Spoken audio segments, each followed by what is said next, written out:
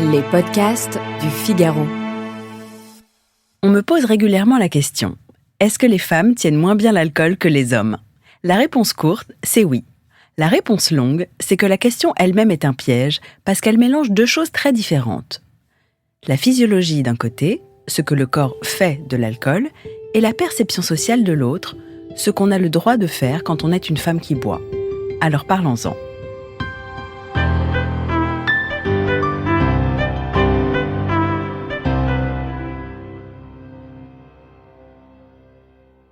Commençons par le plus mesurable, à savoir l'inégalité chimique.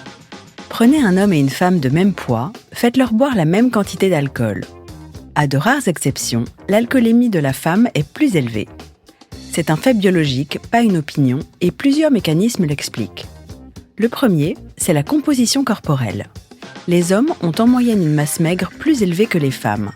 Or, le muscle est fortement irrigué en sang, la graisse beaucoup moins, et l'alcool se distribue dans l'eau corporelle. Plus vous avez de muscles, plus le volume de dilution est grand, plus l'alcoolémie est basse. Les femmes, avec une proportion de masse adipeuse naturellement plus élevée, ont un volume de distribution plus petit. Chaque verre est donc mécaniquement plus concentré dans leur sang. Le deuxième mécanisme est enzymatique et il est encore plus déterminant.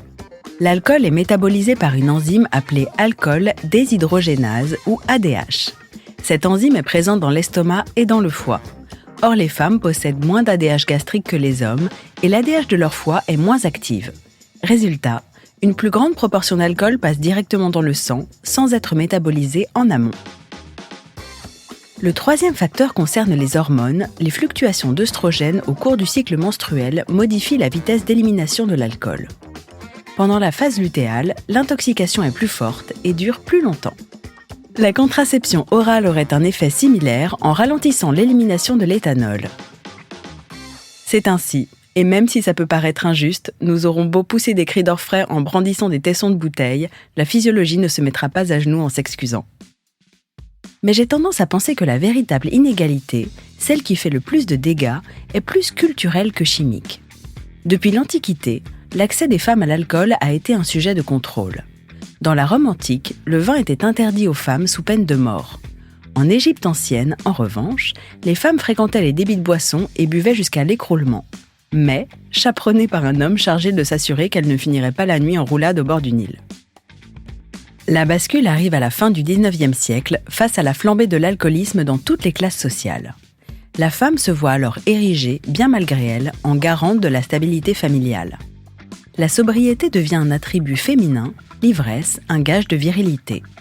Le résultat, c'est une ligne de démarcation qui structure encore nos soirées en 2026. Ne pas boire, c'est refuser d'être un homme. Embrasser la sobriété, c'est accepter d'être une femme. Pensez aux signes de l'ivresse.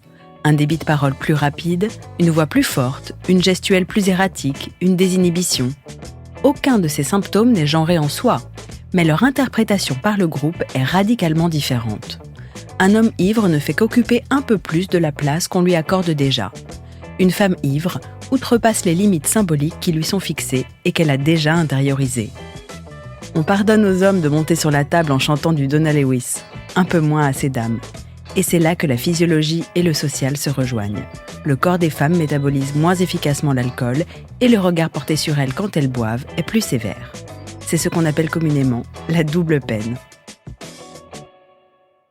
Alors, sommes-nous égaux face au vin ? Non, ni chimiquement, ni culturellement. Mais le savoir, c'est peut-être déjà s'en libérer un peu. Merci d'avoir écouté ce podcast. Je suis Alicia Doré, journaliste vin. Vous pouvez retrouver Parlons Vin sur Figaro Radio, le site du Figaro et toutes les plateformes d'écoute. Si vous avez aimé cet épisode, n'hésitez pas à vous abonner et à laisser votre avis. À bientôt!